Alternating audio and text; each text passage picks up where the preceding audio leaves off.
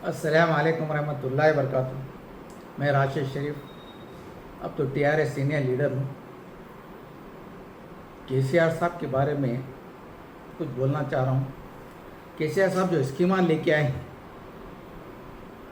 तकरीबन 2014 से लेकर 23 तक एक एक स्कीम का जिक्र करना चाहता हूँ। बड़े मज़े की स्कीमां हैं और बड़े मज़े के उसके साथ जो वाक़यात हुए हैं वो मैं आप लोगों के साथ शेयर करना चाह रहा हूँ।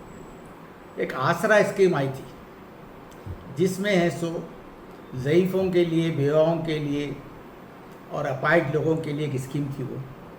तो टीआरएस ओल्ड सिटी भवन से एक टीम बनाई गई, बना के ऐसो स्कीम, चलो भाई अवेयरनेस प्रोग्राम लेके आएंगे, क्योंकि इससे पहले कभी स्कीम ऐसी सुने नहीं थे, हम कभी देखे भी नहीं थे।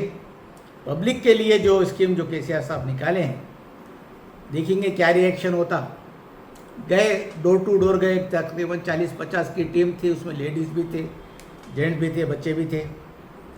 एक घर पे गए, 2 घर पे गए, बताते गए। ये पम्पलेट भी बना लिए थे हम टीआरएस ओल्ड सिटी भवन से, जाके सो स्कीमों के बारे में बताए कि भाई ये स्कीम है, इसमें है सो अगर आपके पास कोई ज़ईफ़ है, कोई अपाहिज है, कोई बेवा है, तो उनके लिए ये स्कीम है। तो ऐसे 8-10 घर गए।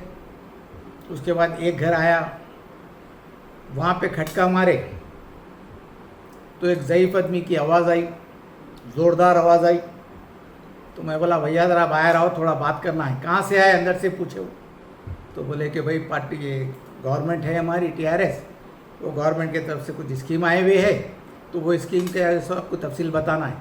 ये मोटे मोटे गालियाँ आई वहाँ से, ये मोटे मोटे। अरे मैं बोला भैया गालियाँ मत दो, ज़रा बाहर आओ।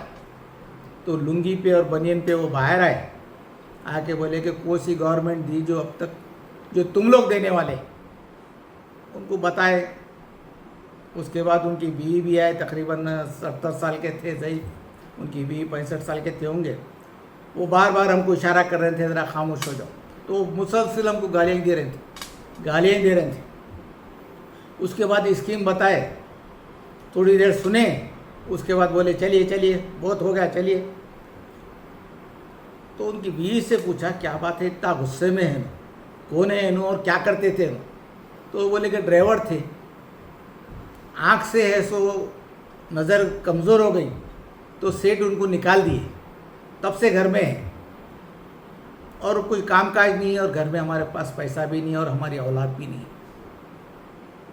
गोलियां नहीं लाए हम, बीपी के गोलियां तकरीबन 8-10 दिन से नहीं खा रहे हैं, इस वजह से तबीयत ऐसी है। तो मैं बोला अम्मा फ़ाइल लेके आओ, दवाओं की फ़ाइल। तो दवाओं की फ़ाइल लेके आए वो।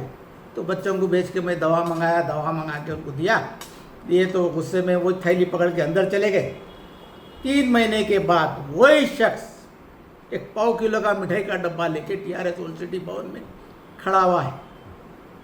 जब मेरी नज़र पड़ी, क्योंकि वो गालियाँ मेरे को याद थे, जब मेरी नज़र पड़ी उन पे, मैं गया करीब, तो उनकी आंखों में आंसू थे और मिठाई का डब्बा लेके वो मेरे साथ ऐसा ठहरे थे। मैं बोला क्या हुआ, बताए कि वो पेंशन आ गया मेरे को, जो आप फॉर्म फिलअप करे थे उसका पेंशन आ गया, आप मेरे को माफ़ कर दीजिए। मैं नहीं समझा था कि ये हुकूमत है सो हमारे लिए इतना बड़ा काम करेंगी।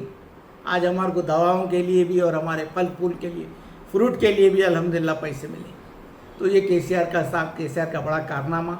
इसी तरीके से कई स्कीमात है जो मैं आपका थोड़ा टाइम लूँगा और बताते जाऊँगा, जो पब्लिक को फ़ायदा होगा और जो टीआरएस भवन की टीम जो काम की तारीफ़ के काबिल है। और इसी तरीके से हर स्कीम हर एक 4-8 दिन में एक आपके साथ शेयर करूंगा। और प्लीज़ इसको सुनिए और केसीआर साहब को जो कारनामा केसीआर साहब का उसको याद रखें और उनको दुआ दें। बहुत बहुत शुक्रिया। अल्लाह हाफ़िज़।